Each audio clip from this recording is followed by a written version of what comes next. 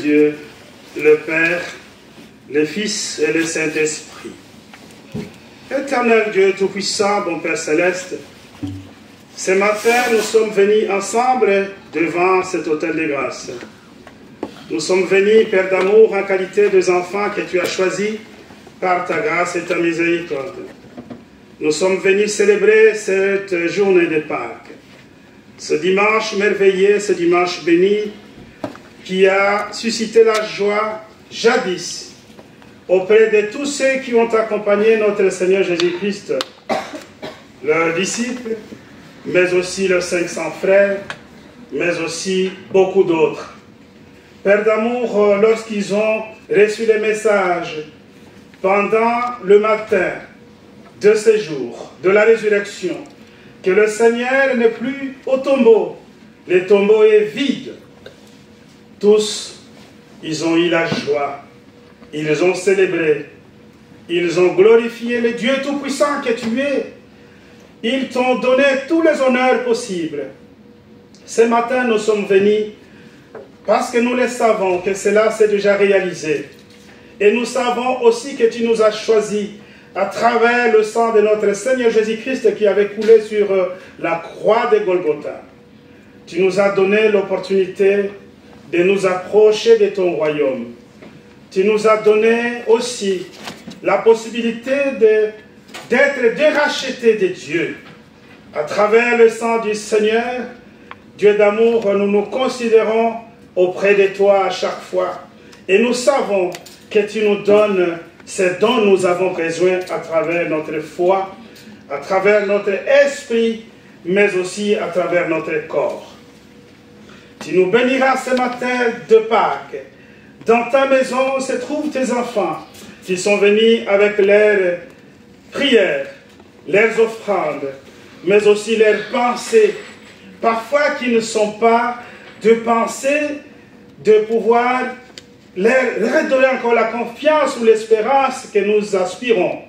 Dieu d'amour, ils sont venus pour que tu leur donnes encore une fois de plus la force, pour que tu leur dises la parole réelle, celle qui suscite encore une fois de plus la foi, et celle qui amène à ce que tes enfants te comprennent, que tes enfants préparent leur avenir, que le Seigneur est en train de nous observer de loin et être toujours à nos côtés pour nous accompagner. Bénis chacun d'entre nous ce matin. Tu béniras aussi notre Dieu Tout-Puissant.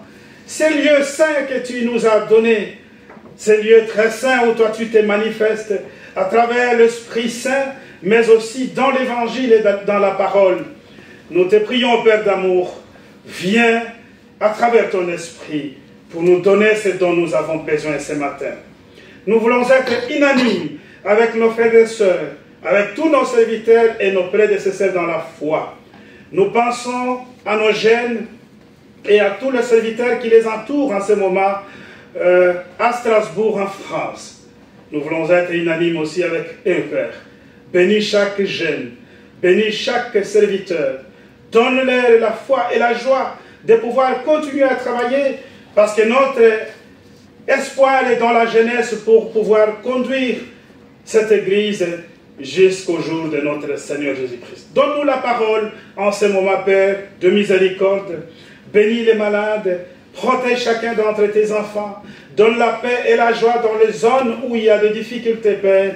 Nous prions à ce que toi tu donnes la véritable paix, puisse leur procurer ce dont ils ont besoin. Unis-nous dans la prière de tous et exauce-nous au nom de notre Seigneur Jésus-Christ. Amen. Amen. Chers bien-aimés, chers frères et sœurs, ce matin de Pâques, nous avons la parole qui se trouve dans le livre de Marc, dans son chapitre 16, les versets 9 et 10. Jésus étant ressuscité le matin du premier jour de la semaine, apparut d'abord à Marie de Magdala, de laquelle il avait chassé 7 démons. Elle alla emporter la nouvelle à ceux qui avaient été avec lui et qui s'affligeaient et pleuraient. Jusqu'ici.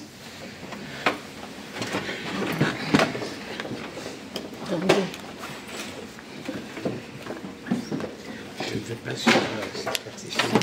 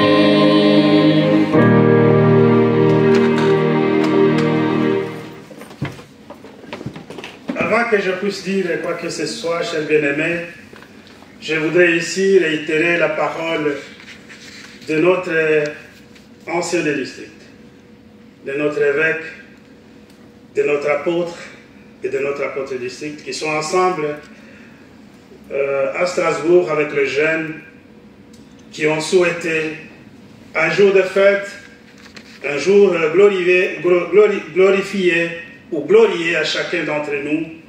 Que ce jour puisse nous donner encore une fois de plus de l'espérance en tant que fils de Dieu. C'est pourquoi recevez cette salutation de ces serviteurs de Dieu qui sont souvenus de vous et de votre communauté. Merci. Avant de continuer aussi, nous allons une lecture biblique que nous allons écouter à travers notre sœur Soraya. J'ai toujours confondu entre Soraya et Chloé.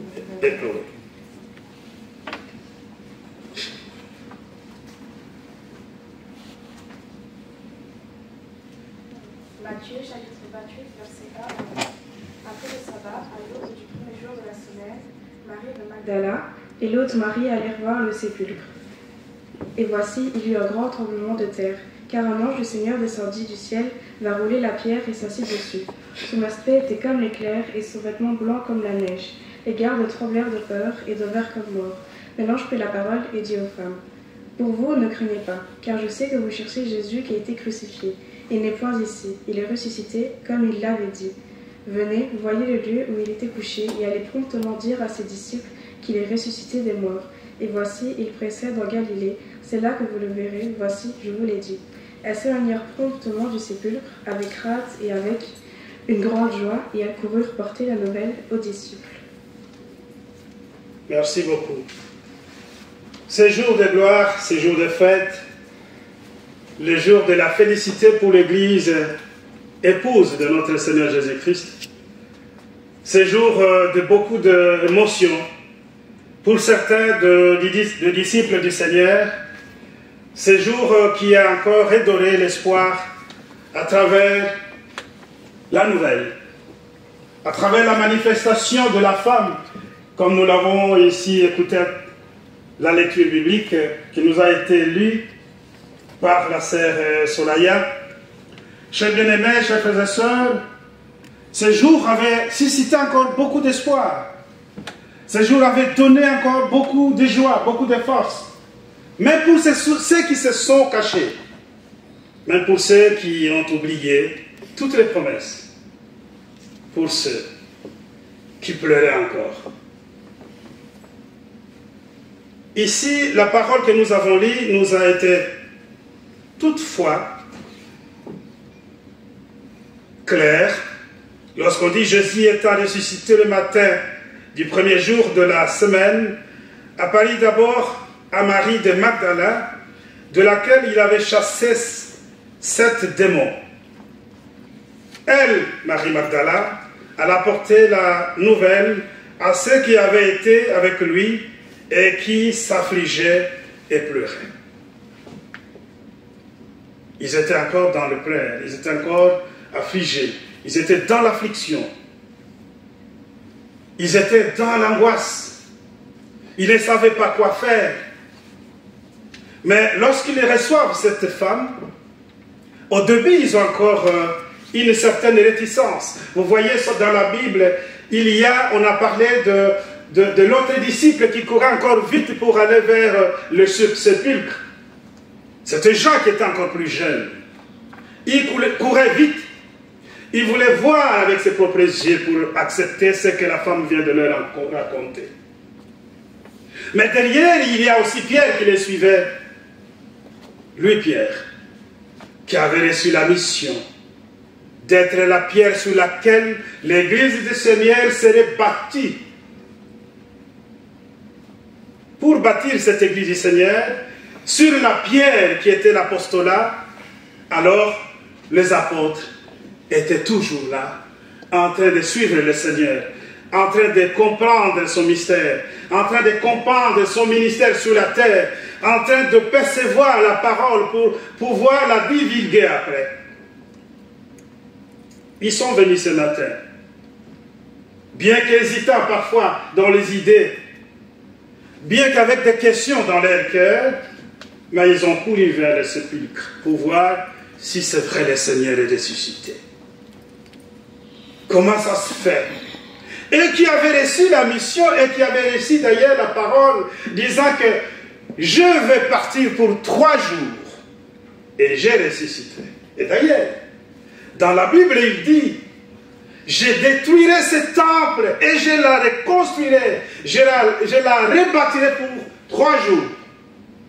Jésus parlait de son corps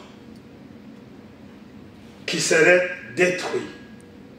Jésus parlait de cette enveloppe qu'il avait, mais c'était nécessaire que ça passe par là justement pour que le rachat puisse être effectif, pour que la mission qu'il portait pour les humains puisse se concrétiser. Il a fallu que le Seigneur accepte. Aujourd'hui, tous nous sommes venus auprès de Dieu ce matin dans l'église avec une idée. La Pâque, c'est la fête. C'est une fête chrétienne. Mais lorsque nous regardons sur le monde entier, on voit que la Pâque n'est pas tout simplement fêtée par nous, les chrétiens. Il y a beaucoup aujourd'hui qui ont passé la nuit dans des boîtes, dans des bars, dans des fêtes, dans des salles de fête, pour festoyer la Pâque. Chers bien-aimés, chers frères et sœurs, il y a une très grande différence entre la Pâque que nous sommes en train de célébrer dans l'église avec la Pâque qui est célébrée là dehors. On ne peut pas aller empêcher les gens de célébrer la Pâque comme ils le veulent, comme ils l'entendent. Mais c'est quoi la Pâque finalement? La Pâque a traversé la Bible. La Pâque ne commence pas avec Jésus-Christ. Ce n'est pas Jésus qui a institué la Pâque. Détrompez-vous. La Pâque commence avec le peuple hébreu qui se trouvait en esclavage sous le joug de Pharaon. Et ce peuple avait une alliance avec Dieu. Dieu ne pouvait pas oublier son alliance. Dieu savait qu'il devait les aider à quitter l'esclavage et aller vers la terre promise. C'est pourquoi il a parlé avec Moïse. Il a parlé, vous le savez, sous forme... Dieu s'est présenté devant Moïse sous forme d'un arbre ardent. La Bible dit buisson ardent. Et dans cette flamme de feu, Moïse a entendu la parole de Dieu qui lui donna la mission d'aller délivrer le peuple d'Israël qui était encore en esclavage. Comment je le ferai? Je te dirai ce que tu feras.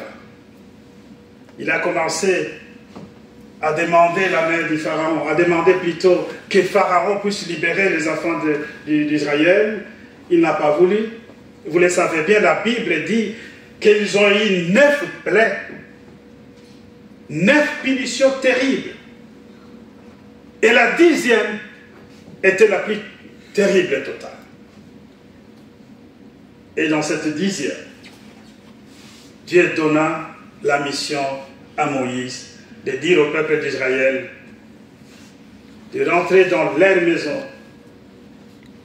de sacrifier un agneau sans défaut, de mettre le sang de cet agneau devant les montants de leur porte et de rester dans la maison ferme.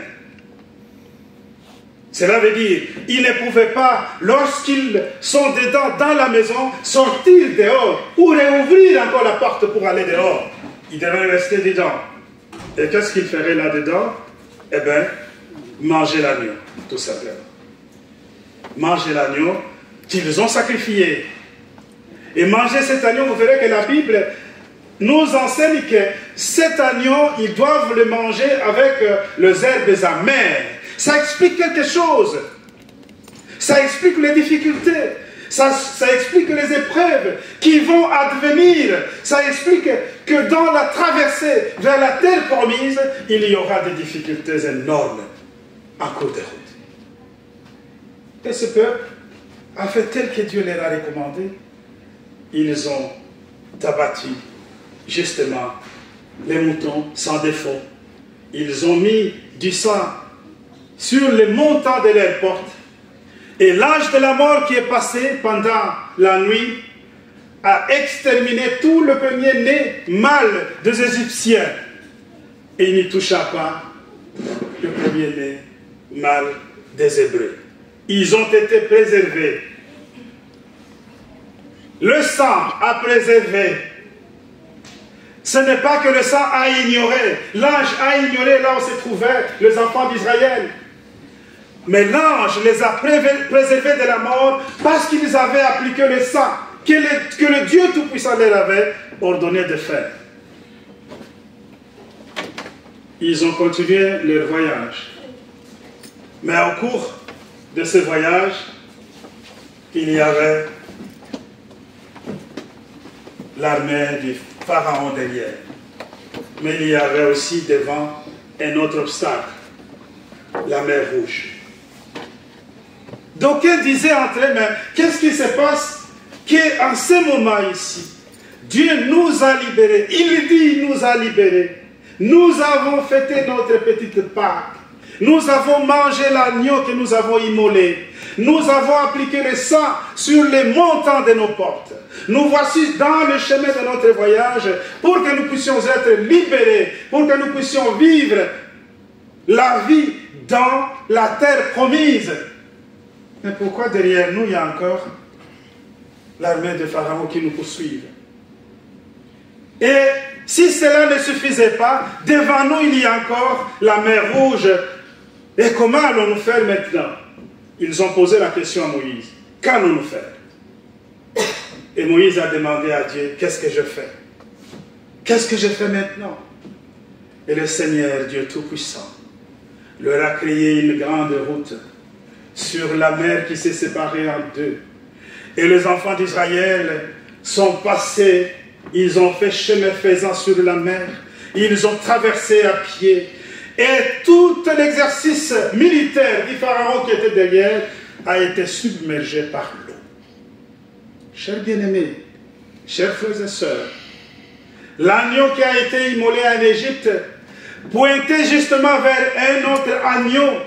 Si vous vous souvenez, lors du baptême, dans le Jourdain, devant Jean-Baptiste, lorsqu'il a vu le Seigneur, il a dit, « Voici l'agneau de Dieu qui ôte les péchés du monde. » Cet agneau de Dieu qui vient pour ôter les péchés du monde, non pour nous amener dans une terre promise, non pour que nous puissions traverser encore une fois de plus la mer Rouge, non que le militaire ou les soldats de Pharaon nous poursuivent derrière, mais il nous montre une autre terre, le ciel. Il nous montre le royaume de Dieu. Il veut vivre avec nous dans ces royaumes. Mais avant de le faire, le Seigneur, il nous donne une possibilité. Quand il mange la Pâque, le Seigneur avec ses disciples, la dernière Pâque avec ses disciples, il dit ceci dans Matthieu, chapitre 26, verset 29. « Je vous l'ai dit, je ne boirai pas les fruits de cette vigne jusqu'à ce que j'en boirai avec vous dans le royaume de mon Père. » Il les a dit, nous sommes en train de célébrer la Pâque, la dernière avec moi et vous. Et il a pris d'ailleurs du pain. J'aime bien regarder dans notre liturgie, ça s'explique encore meilleur. Quand il a pris du pain, il a dit, mangez. Et quand il a pris du vin, il leur a demandé d'en boire. Faites ceci en mémoire de moi. Car toutes les fois que vous mangez ce pain et que vous buvez ce vin, vous annoncez la mort du Seigneur jusqu'à ce qu'il revienne. Ça, c'est la Pâque du Seigneur avec ses disciples. Et le Seigneur fait cette Pâque pour leur montrer que justement, il est ensemble avec eux.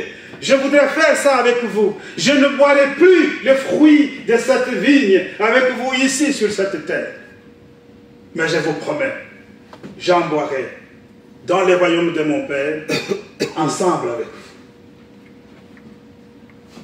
Ça voudrait tout simplement dire que la Pâque que le Seigneur a fait avec ses disciples n'était pas la toute dernière. Sur la terre, oui, mais le Seigneur nous promet une autre Pâque au ciel. Il nous promet qu'au ciel, nous aurons une Pâque extraordinaire avec le Seigneur, avec tous les rachetés, avec tous ceux-là qui suivent le Seigneur, avec tous ceux-là qui sont en train de continuer à observer l'agneau qui a été immolé sur la croix et qui nous a permis de devenir enfants de Dieu aujourd'hui par le sacrifice de son sang. Il a laissé couler le sang sur la croix, de telle sorte que les enfants d'Israël ont été recommandés de mettre le sang sur les montants de leurs portes. Le Seigneur a laissé couler le sang sur la croix. Et lorsque vous regardez sur la Bible, on nous dit les montants des portes des enfants d'Israël, Dieu leur a ordonné de mettre ça en 3 points. Et lorsque vous regardez le Seigneur et sa croix, ça nous montre de quelle sorte le sang du Seigneur a été coulé sur la croix. Et c'est ça qui nous a rachetés, c'est ça qui nous a libérés, c'est ça qui nous a donné la possibilité de devenir enfants de Dieu, d'avoir le pardon des péchés que nous-mêmes avions causés. Et aujourd'hui, nous sommes appelés à observer cela. Chers bien-aimés, chers frères et sœurs, Dieu Tout-Puissant a mis en exergue toute la mission pour sauver l'humanité à travers le Seigneur Jésus-Christ.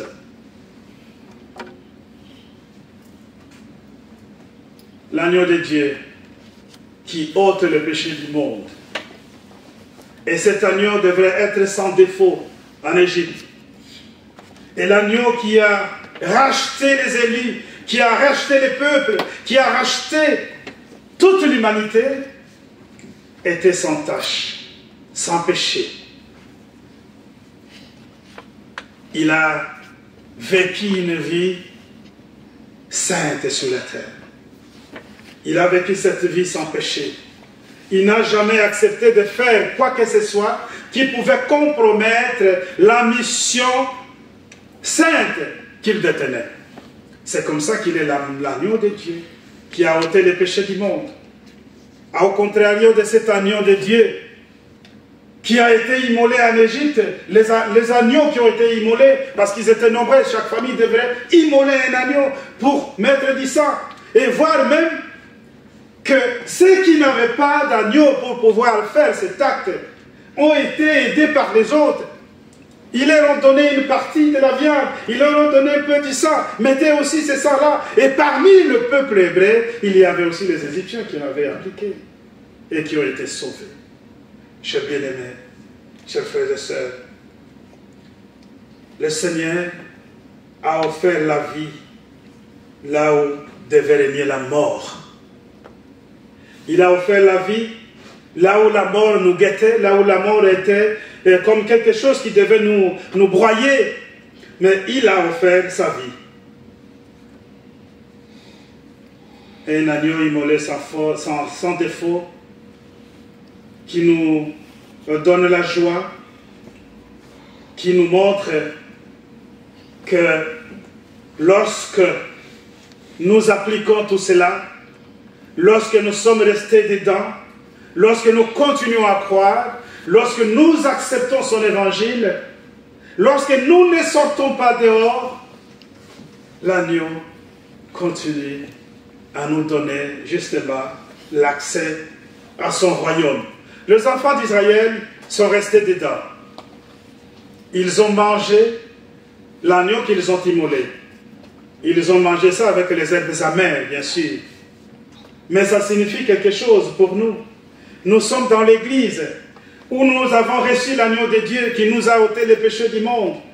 Mais lorsque nous sortons de l'église, lorsque nous ne voulons pas venir auprès de celui qui nous a donné la possibilité de effacer nos péchés, nous sommes en dehors, nous ne sommes pas protégés du péché. Nous ne sommes pas auprès du Seigneur pour qu'il puisse nous donner toute sa protection. Aujourd'hui, c'est un jour de fête. J'ai brossé justement tout ce qui s'est passé en Égypte jusqu'à notre Seigneur Jésus-Christ. Mais si nous pouvions parler aussi de la résurrection du Seigneur, si nous pouvions parler de ce qui s'est réalisé en ces jours-là, chers bien-aimés, chers frères et sœurs, c'était une joie totale pour l'ensemble du peuple hébreu. Même tous ceux qui ne voulaient pas du Seigneur, même ceux qui étaient en train, nous l'avons entendu ici le vendredi saint pour certains d'entre vous, qu'il y avait des moqueurs qui passaient là, qui disaient « Mais descends de la croix, qu'est-ce que tu fais là-bas? Toi qui as fait beaucoup de miracles, toi qui disais que tu détruirais le temple et tu la rebâtirais pendant 3 jours. Et tu ne peux pas descendre de cette croix. » Même les disciples se posaient la question, mais il est capable de faire descendre tout un exercice des anges pour combattre à ses côtés. Mais pourquoi il se laisse faire? Il est capable de tout faire. Et le Seigneur ne pouvait pas répondre à tout cela. Il était resté silencieux. Il était resté silencieux pour nous offrir la vie, justement.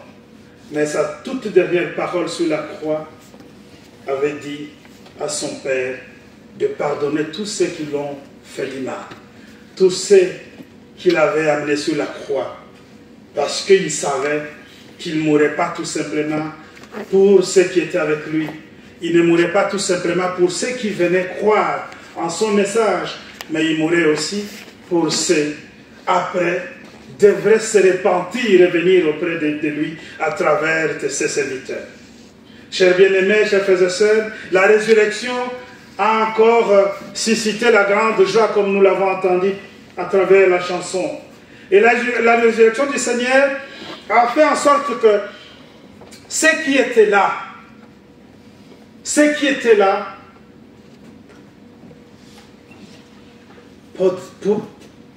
pouvaient vivre la grande joie. pouvez vivre la grande joie. La joie de la promesse, la joie de la parole, la joie de la vie éternelle, mais surtout, aussi et surtout, le pardon des péchés que le Seigneur a mis en place à travers son sacrifice. Chers bien-aimés, notre apôtre patriarche, il nous dit une parole ici que je voudrais vous les lire. La vie éternelle est une communion de Dieu, que le salut qui se manifeste par la résurrection signifie la vie éternelle et la communion avec Dieu. La manifestation de la résurrection, ça nous montre la vie dans la communion avec Dieu. Comment est-ce que nous pouvons être en communion avec Dieu? Parce que Dieu se trouve au ciel. Selon ce que nous pouvons penser. Mais la vie éternelle, nous pouvons vivre avec celui qui est, disons, la communion peut se faire avec celui qui est présent avec nous. Et Dieu se manifeste. Il se manifeste dans son Saint-Esprit. Il se manifeste dans sa parole. Il se manifeste dans la prédication. Il se manifeste dans le pardon du péché. Dieu se manifeste dans tout ce que nous faisons à l'Église. Dieu est parmi nous. C'est comme ça que nous vivons une communion intense avec Dieu. Et nous avons parlé de la Pâque que nous vivons avec le Seigneur. La promesse, elle est là. Lorsqu'on lit ce chapitre que je vous ai ici donné, du Matthieu, chapitre 26, verset 29, lorsqu'il boira les fruits de la vigne avec tous ceux qui sont des rachetés de nations dans le ciel. Mais c'est auprès de Dieu qu'il boira cela. Et nous qui les suivons, et nous qui sommes derrière lui, nous nous préparons pour cette grande fête. Dans l'autre version, il dit la noce, le noce de l'agneau au ciel. Et ce noce de l'agneau au ciel est prévu pour les racheter, est prévu pour ceux qui se préparent, est prévu pour ceux qui croient à la résurrection du Seigneur. Le Seigneur, il ressuscite, il ne reste pas branché quelque part, mais il va à la rencontre des siens. Il a rencontré la femme, il a rencontré les disciples sur le chemin d'Emmaüs, il les a parlé, il a disparu des moments, il a rencontré les 500 frères, chers bien-aimés, chers frères et sœurs, il est venu motiver sa troupe. Il est venu leur dire, je suis là, je suis vivant. Vous avez entendu parler de ma mort pour certains d'entre vous qui n'avaient pas la force de venir à Golgotha pour voir. Mais voici, je suis là. Et il y a Thomas qui doute, qui dit, mais moi si je ne mets pas les doigts dans ces marques, je n'accepterai pas. Et quand le Seigneur apparaît, parmi les disciples, quand il dit que la paix du Seigneur soit avec vous, il était tremblant. Thomas. Il dit, mais waouh, il est là, c'est vrai. Et le Seigneur l'a rappelé. Ne crois tout simplement pas quand tu vois, mais crois quand on te dit aussi. Chers bien-aimés, vous croyez à la parole? Vous croyez à cet évangile? Vous croyez au royaume de Dieu? Vous croyez à la résurrection qui aujourd'hui se fête dans toutes les nations du monde, qui se fête parmi les gens parfois qui ne connaissent pas le Seigneur? Est-ce que vous croyez à cela? Est-ce que vous avez la conviction de votre foi? Est-ce que vous acceptez le Seigneur, que c'est lui qui était ressuscité, que c'est lui qui a promis la vie éternelle, et la vie éternelle est assez, que son sang qui nous a été une possibilité énorme puisse continuer à se manifester dans nos vies. Que le sang du Seigneur se manifeste à chaque fois. Lorsque nous avons un souci, lorsque nous avons une situation, lorsque notre foi est en train d'être broyée par les choses du monde, nous devons regarder la croix déjà, le sang du Seigneur, et nous devons aussi avoir justement la joie dans la résurrection du Seigneur. Il est ressuscité, il n'est plus au tombeau, il a fait tel qu'il avait dit. Et aujourd'hui, ça nous rend l'espoir, nous aussi, pour que nous puissions nous préparer ensemble, afin que, ensemble avec lui, nous puissions vivre au ciel, au siècle des siècles. L'agneau sans défaut, notre Dieu, leur a recommandé en Égypte, vous devrez immoler l'agneau sans défaut. Pourquoi cela? Parce que c'est quelque chose de parfait qui peut aider ce qui est imparfait. Le Seigneur est parfait, c'est pourquoi il nous aide, nous qui sommes imparfaits. Si le Seigneur était pécheur, il ne pouvait pas nous aider, nous pécheurs. C'est parce que lui, c'est un agneau sans défaut, un agneau de Dieu qui a ôté les péchés du monde, sans péché lui, et il nous a ôté ces péchés-là. C'est pourquoi aujourd'hui nous sommes de bienheureux dans la maison de Dieu, à travers la parole, mais aussi à travers le sacrement. Amen. Amen. Cher prêtre Kabassé va continuer et la chorale nous donner son chant.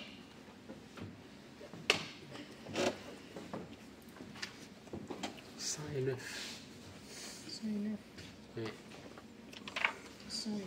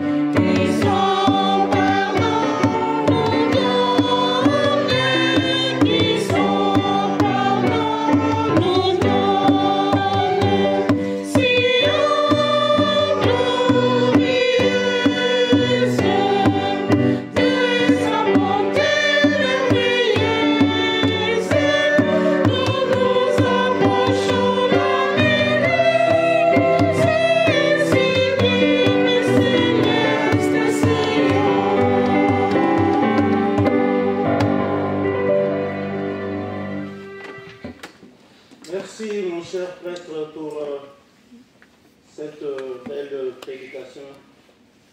Je crois que notre prêtre a tout dit. Je me demande s'il y a encore à ajouter, mais j'exerce encore cette mission. J'obéis à l'ordre de mon Seigneur. Enfoncer encore les clous. Mais je ne dirai pas une très grande chose, mais je vais tout simplement nous dire, notre prêtre a dit, l'agneau sans défaut s'est offert à la croix. Il a été maltraité pour que nous puissions avoir accès au salut. Maintenant, quand on parle de la résurrection, ça veut dire tout simplement la victoire de l'amour de notre Père Céleste qui cherche à tout prix à ce que nous puissions être en communion avec lui jusqu'au sacrifice suprême de son Fils unique. C'est une victoire de l'amour sur le mal. Et nous, qui sommes les disciples de notre Seigneur Jésus-Christ, en mémoire de cette mort atroce, lui qui était innocent, qui était sans défaut, pour lui rendre hommage, nous devons tout simplement suivre son exemple, ce qu'il nous a montré quand il est venu, le court moment qu'il a passé sur cette terre, il ne faisait que du bien. C'est ainsi qu'il nous dit dans son évangile, bénissez ceux qui vous font du mal. C'est difficile si quelqu'un te maltraite pour que tu puisses le bénir. Mais quand tu as de l'amour au-dedans de toi, on dit l'amour pardonne tout, l'amour supporte tout, l'amour espère que chacun de nous pourra un jour devenir un bon semblable à un bon samaritain. qui sait partager, qui sait sentir la douleur de son prochain et surtout qui sait se rabaisser en ces jours. Si nous devons être ceux qui doivent plaire à notre Père Céleste, notre prêtre nous a dit, s'il nous a parlé de la communion que nous devons avoir avec notre Dieu, nous devons nous sacrifier, des fois devant certaines situations de ce monde, nous humilier. Parce que vous voyez, quand il y a deux forces en présence, deux personnes qui cherchent, chacun cherche à défendre sa raison, il y a toujours des arguments, des fois on arrive même à des coups. Mais si quelqu'un d'entre les deux se rabaisse, il dit non, moi je m'humilie, toi tu vas gagner cette victoire-là, tu as raison, je t'applaudis, les histoires vont se calmer et il y aura la paix. C'est ce qu'on nous dit en ces jours de Pâques. Nous devons être ceux qui nous remettent en question pour voir exactement en face de la violence qui est au-devant de nous, en face de l'agression, en face de l'injustice, des maltraitances. Nous devons être ceux qui se rabaissent pour que la paix de notre Seigneur Jésus-Christ puisse s'établir. En sa mémoire, cherchons à élever la mission qu'il est venu accomplir sur cette terre. Cette mort n'est pas vaine. Donnons de la valeur à notre Seigneur Jésus-Christ et obéissons à sa loi, la loi de la justice, la loi de la paix, la loi de la vérité. Ainsi, nous allons un jour à venir, nous avons de l'espérance, fêter encore la nouvelle Pâque qu'il est allé préparer pour nous auprès de notre Père Céleste. Que notre Dieu soit loué. Amen. Amen.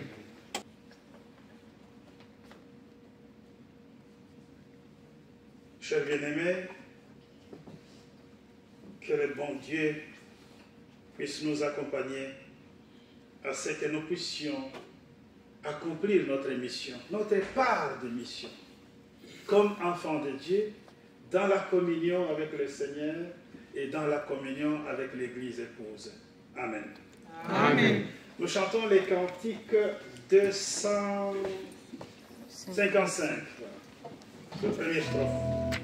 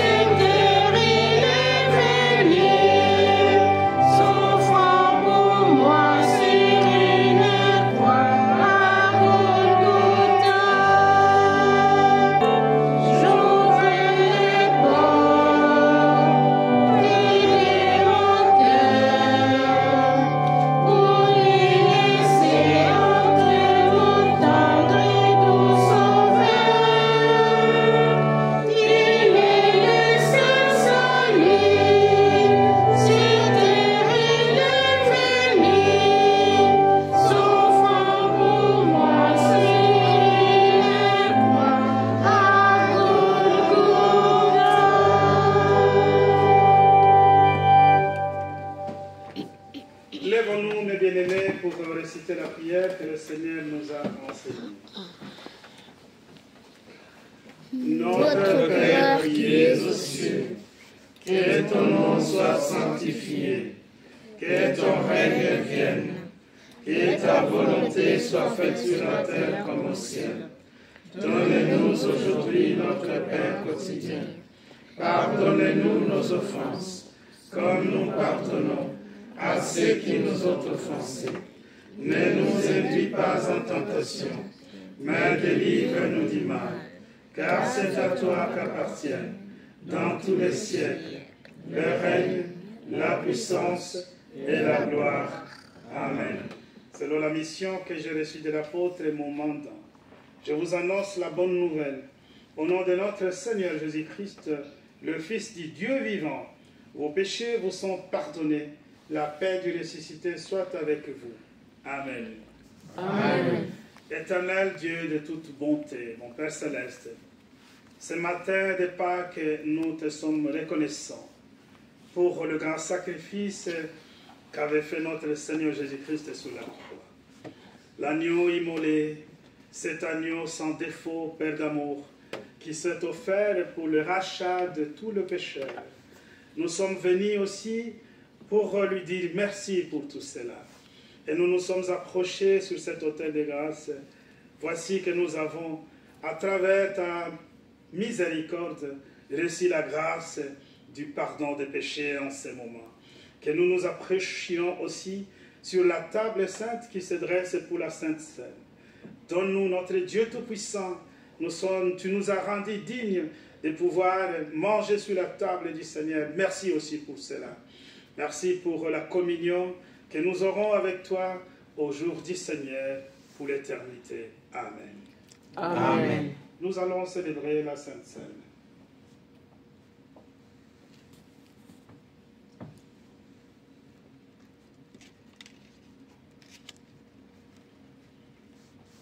La table du Seigneur est prête. Au nom de Dieu, le Père, le Fils et le Saint-Esprit, je consacre le pain et le vin pour la Sainte Seine et je dépose le sacrifice unique de Jésus-Christ valable en toute éternité. Car le Seigneur prit du pain et du vin, rendit grâce et dit, « Ceci est mon corps qui est donné pour vous.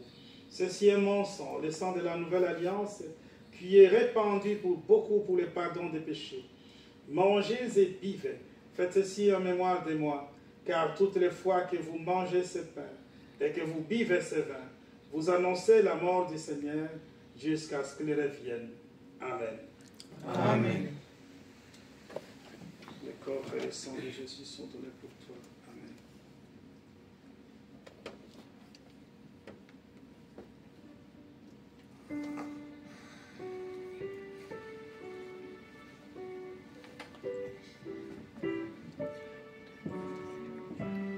Le corps et le sang de Jésus.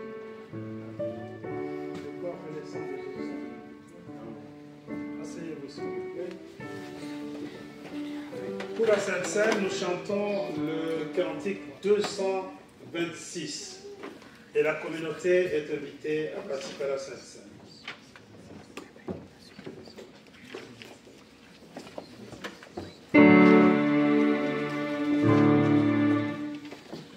Le corps et le sang de Jésus sont donnés pour toi.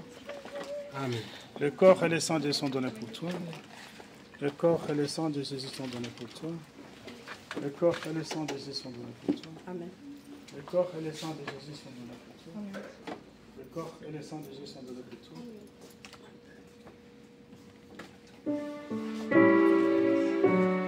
Le corps et le sang de Jésus sont donnés pour toi.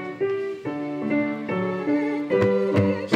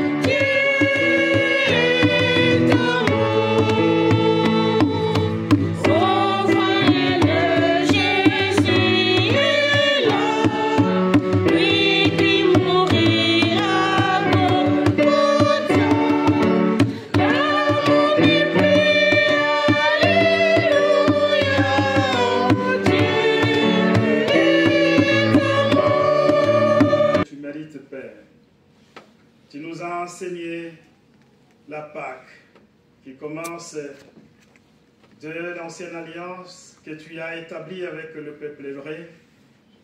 Tu les as conduits sur le chemin dans la traversée du désert, de la mer Rouge jusqu'à la terre promise, mais aussi avec notre Seigneur Jésus-Christ. C'est lui qui est l'agneau de Dieu qui ôte le péché du monde. Lui qui a mangé la dernière Pâque sur la terre avec ses disciples et qui leur a promis notre Pâque dans le ciel. Et qui leur a dit qu'il ne boirait jamais le fruit de la vigne de cette terre jusqu'il en boirait dans ton royaume avec tous les rachetés.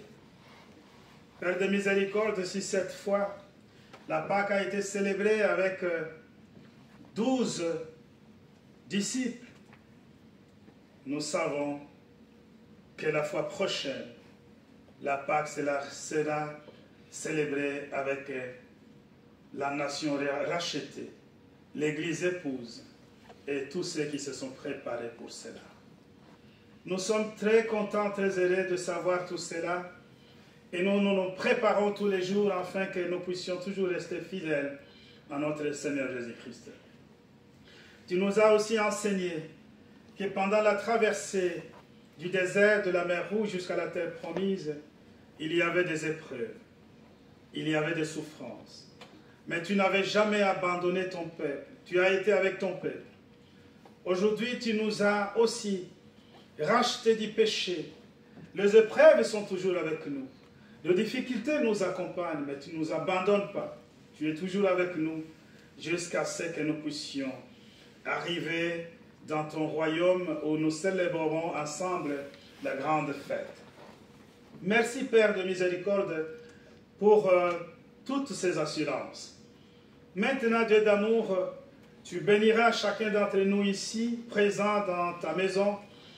Tu béniras aussi les offrandes que tes enfants t'ont apportées. Tu béniras aussi les âmes préparées pour la parole de Dieu ce matin. Nous pensons aux nôtres qui ne sont pas avec nous. Déjà, nous te remercions pour les jeunes qui sont à Strasbourg avec notre apôtre de district, ensemble avec l'apôtre, l'ancien évêque et les autres serviteurs. Nous savons qu'ils vont continuer leurs activités jusqu'à demain lundi. Là aussi, nous te demandons que ta main puisse les accompagner, que tu puisses protéger tes serviteurs et tes enfants de tout danger terrestre, que tu leur donnes un moment unique de pouvoir savourer avec toi, Dieu d'amour, à travers ton enseignement, mais aussi à travers ta protection. Bénis, Père de miséricorde, tous les malades, donne-leur la guérison là où c'est nécessaire, Père. Et nous savons que tu en es capable. Donne la paix dans les zones de turbulence. Bénis chacun d'entre nous, que cette fête de Pâques puisse maintenant avoir lieu dans nos maisons, dans notre cœur, mais que nous puissions nous souvenir aussi de la grande Pâque qui nous attend au ciel, tous les jours sur cette terre, afin que nous ne puissions pas nous écarter de ta maison. Tu as donné l'agneau avec les herbes amères à ton peuple en Israël, en Égypte, pour pouvoir consommer. Mais la plus grande symbolique est le sang qu'ils avaient appliqué sur leurs portes, afin qu'ils soient préservés de l'ange de la mort. Tu nous as couverts du sang de notre Seigneur Jésus-Christ pour être préservés de l'ange de la mort. Et nous savons que tu es toujours là, Père de miséricorde, que le sang de Jésus nous couvre de tout mal, afin que nous puissions être de ceux qui se préparent pour ton royaume sainement. Bénis-nous pour cette journée, mais aussi pour les jours à venir. Bénis chaque activité de tes enfants ici dans cette communauté. Sois au plus près, notre Dieu Tout-Puissant, de chacun d'entre nous, et donne-nous la bonne communion et la bonne entente dans la communauté de Verviers. Maintenant, donne-nous mieux et plus que nous pouvons te demander en parole, Père, et exauce-nous au nom de notre Seigneur Jésus-Christ. Amen. Amen. Que la grâce de notre Seigneur Jésus-Christ, l'amour de Dieu le Père et la communion du Saint-Esprit soit avec vous tous. Amen.